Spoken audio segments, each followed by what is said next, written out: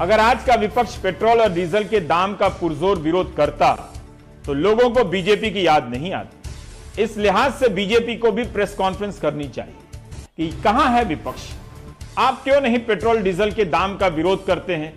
आपके प्रदर्शन नहीं करने से लोग हमें विपक्ष के रूप में देख रहे हैं, जबकि हम सरकार में। बस ये ना कहे कि हमने विपक्ष को एक्सपोज करने के लिए दाम बढ़ाए हैं। दुबे जी एक सेकंड, गोपाल जी आप ये कह रहे हैं राज्य सरकारें लूट रही है, तो फिर केंद्र सरकार क्या कर रही है?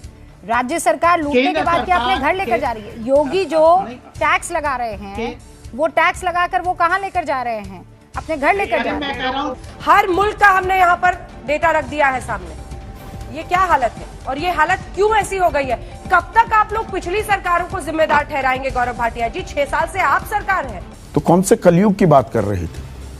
2012 में कलयुग था या ये आज का जो युग है, इसे कौन सा युग बताएंगे? नमस्कार दोस्तों, मैं राकेश कुमार। पेट्रोल और डीजल के बढ़ते दामों पर हमेशा से संदीप चौधरी डिबेट लेकर आते हैं और रवीश कुमार भी इस पर बोलते रहते हैं, परंतु कल दोनों ने ही एक अलग अंदाज में इस पर बोला है और उस पर कई ऐसी बातें कही हैं जो आपको जानना जरूरी है। पेट्रोल और डीजल की बढ़ती हुई कीमतों पर गोदी मीडिया को भी बोलने को मजबूर कर दिया है। आपको पता है कि इससे पहले कोई भी बहस नहीं होती थी पेट्रोल पर, परंतु अब संदीप चौधरी और रवीश कुमार के कारण इतना दबाव बढ़ा इन पर कि उनको पेट्रोल और डीजल के दामों पर बहस करनी पड़ रही है। आप देखिएगा कि अंजना ओम कश्यप ने भी चाहे रूखे मन से बहस की हो, परंतु की जरूर है, और रूबिका लियाकत को भी इस पर बहस करनी पड़ी है। और विपक्ष के दबाव और मीडिया के इन दो बड़े चेहरों के कारण गोदी मीडिया को भी बोलना पड़ा मोदी सरकार के खिलाफ। परंतु आज भी कुछ ऐसे चेहरे हैं जो कि पेट्रोल की बढ़ती हुई कीमतों को राष्ट्रहित में बताते हैं। एक तो बाबा रामदेव हैं और दूसरे सुमित अवस्थी हैं, वो आप अच्छी तरीके से जानते हैं। परंतु रवीश कुमार ने देखिए कि किस तरीके से उनको धोया है, और अंजना ओम कश्यप और रूबिका लियाकत ने भी रूखे मन से मोदी सरकार से पेट्रोल और डीजल की कीमतों पर सवाल पूछे हैं। और देखिए किस तरीके से आज इस पूरी मीडिया ने तीखे स्वर में एक प्रकार से सरकार से सवाल किए। अगर ऐसे ही सवाल वो हमेशा करता तो आज ये नौबत नहीं आती और सरकार के प्रवक्ता यूं सर चढ़कर नहीं बोलते। देखिए ये वीडियो आखिरी तक देखिएगा। अच्छा है कि पेट्रोल और डीजल के दाम बढ़ने पर जनता विपक्ष को खोजती है।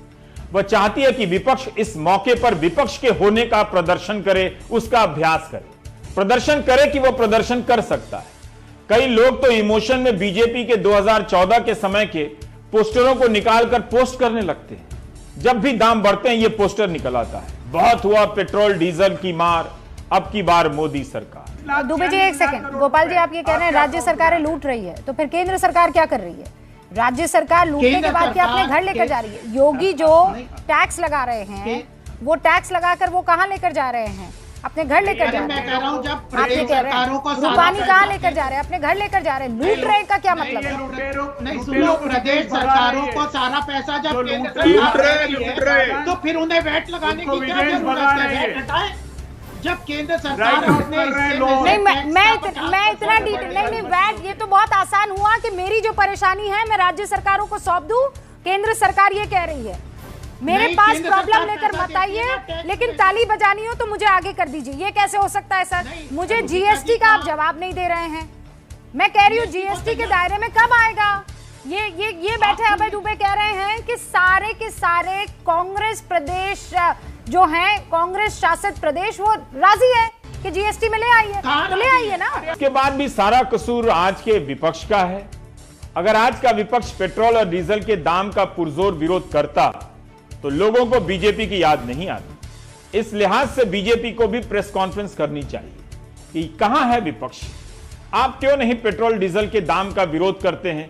आपके प्रदर्शन नहीं करने से लोग हमें विपक्ष के रूप में देख रहे हैं, जबकि हम सरकार में।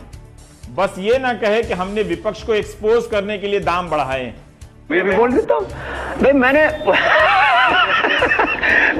जब प्रश्न पूछो, मैंने कहा था कि सारी टैक्स खत्म कर दो तो 35-40 रुपए डीजल पेट्रोल मिलेगा। अभी भी कह रहा हूं, मेरा स्टेटमेंट कहां बदला है? ओके, और मैं इस पर आज भी स्टैंड करता हूँ। अब वो कहेंगे फिर देश कैसे चलाएंगे कि टैक्स नहीं लेंगे, तो अब बाकी इंडस्ट्रियां कमजोर पड़ेगी। मुझे लगता है बाकी इंडस्ट्री थोड़ी थोड़ी जैसे रिवाइव होंगी, मोदी सरकार अपने आप इसका भी कम पैसा कर देगी। और आज कह के गए गडकरी साहब कि अभी इलेक्ट्रॉनिक व्हीकल भी लेकर के आ रहे हैं, वो आ जाएंगे तो और अच्छा हो जाएगा। बाकी तो अपने दो पैर जिंदाबाद नहीं, थोड़ी साइकिल और चला लो, जब पास में ऑफिस है तो उससे चले जाओ। हाँ, थोड़ा सेविंग करनी चाहिए और सरकार को भी उतना ही पेट्रोल दाम को बढ़ाने चाहिए, जिससे कि कहीं लोगों का ऐसा पता लगा टूट जाए। ये आज सबसे बड़ा सवाल की शुरुआत में एक दोहे से करने वाला हूं। रामचंद्र कह गए सिया से, ऐसा कलयुग आएगा, गाड़ी खरीदोगे कैश से, तेल ने हमारा आपका मेरा हम सबका तेल निकाल दिया है। सरकार को चौतरफा घेर लिया, लिहाजा पीएम मोदी ने इस महंगाई का उधार खाता पुरानी सरकार की झोली में डाल दिया है। क्या महंगाई की कीमत जनता वसूलेगी या यहाँ पर भी राष्ट्रवाद वाला जादू चल जाएगा? सर, राष्ट्रवाद है, राष्ट्र के लिए सब चलते बढ़ो, कीमत ज्यादा दे रहे हैं तो राष्ट्र के लिए दे रहे हैं। श्रीलंका, नेपाल, हर जगह एक व्यक्ति की आवाज आपने सुनी ना, गौरव भाटिया जी कह रहे हैं कि देखिए रावण वाले लंका में भी पेट्रोल सस्ता है, और आप कहते हैं राम की धरती है, देखिए यहाँ पर पेट्रोल की क्या कीमत है। आज 11वां दिन है जब पेट्रोल और डीजल के दाम लगातार बढ़े हैं।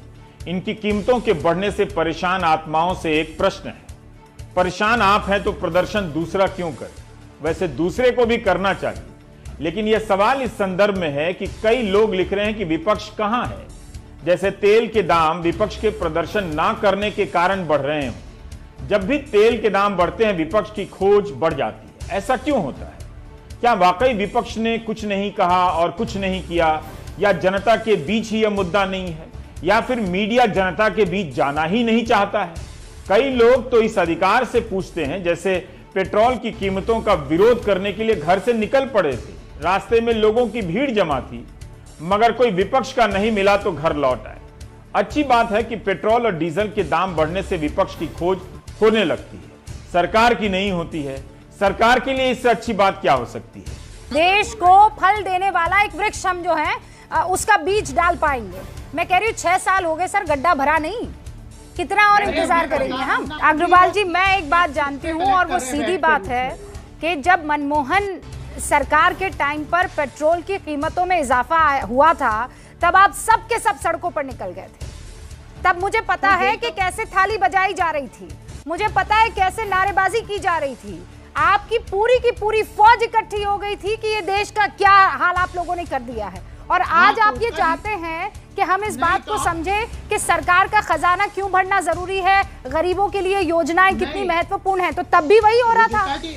विपक्ष वाले भी सोच रहे होंगे कि 87 दिन से किसानों का आंदोलन चल रहा है। यह आंदोलन विपक्ष के भरोसे नहीं बना है।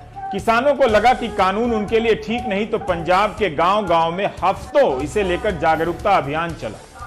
बहुत से लोग इसके कारण किसान संगठनों से पहली बार जुड़े।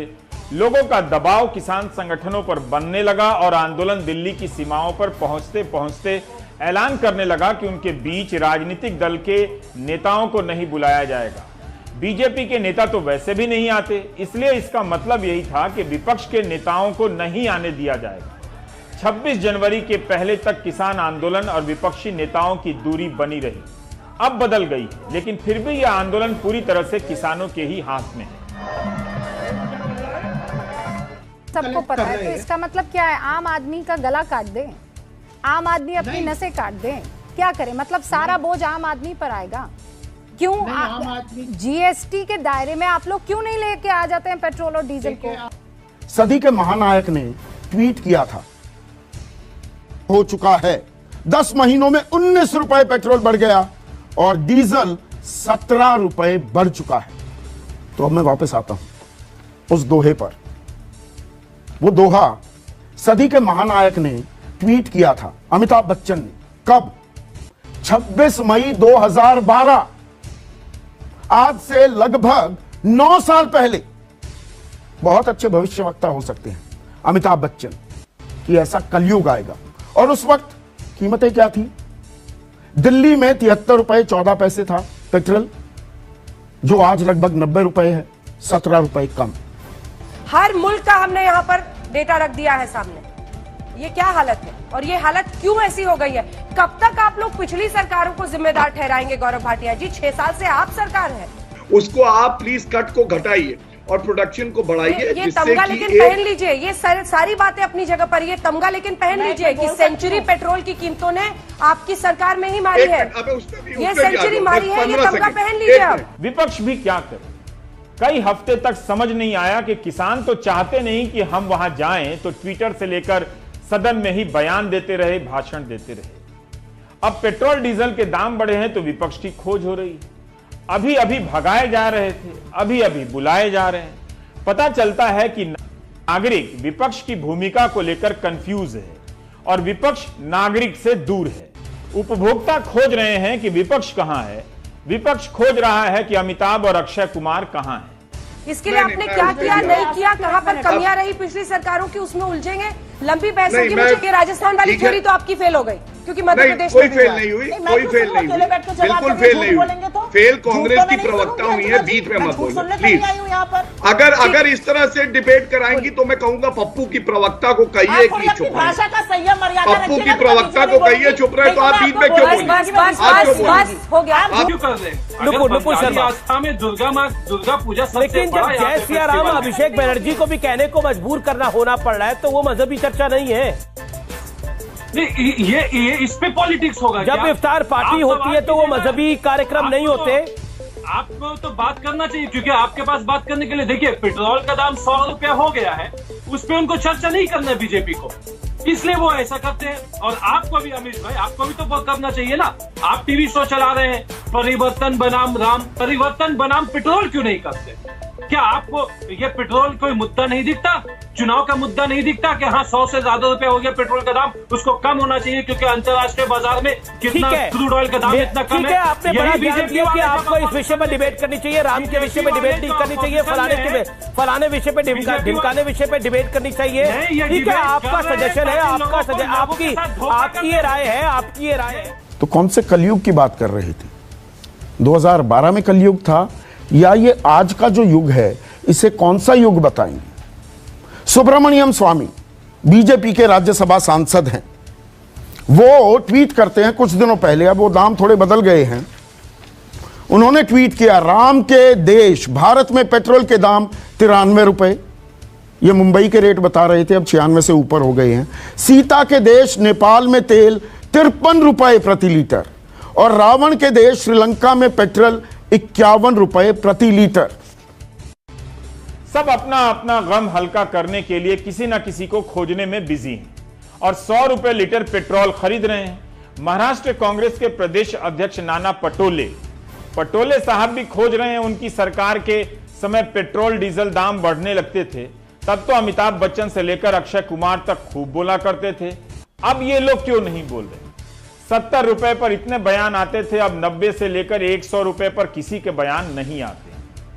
अमिताभ बच्चन और अक्षय कुमार को पेट्रोल की कीमतों पर बोलने के लिए खोजना एक अलग बात है, लेकिन उनकी फिल्मों की शूटिंग रोक देना, यह कौन सा लोकतांत्रिक तरीका है पटोले साहब? उम्मीद है राहुल गांधी नाना पटोले से यह बात पूछेंगे कि उन्होंने फिल्मों की शूटिंग रोक देने की बात क्यों कही। आज के लिए बस इतना ही। अगर आपको वीडियो अच्छा लगा हो तो लाइक कीजिए। अगर यह वीडियो आप फेसबुक पेज पर देख रहे हैं तो पेज को लाइक करें। अगर चैनल पर देख रहे हैं तो चैनल को सब्सक्राइब जरूर करें और साथ में बेल आइकन को भी जरूर दबाएं। मिलते हैं ऐसे एक महत्वपूर्ण वीडियो के साथ, तब तक के लिए शुक्रिया दोस्तों।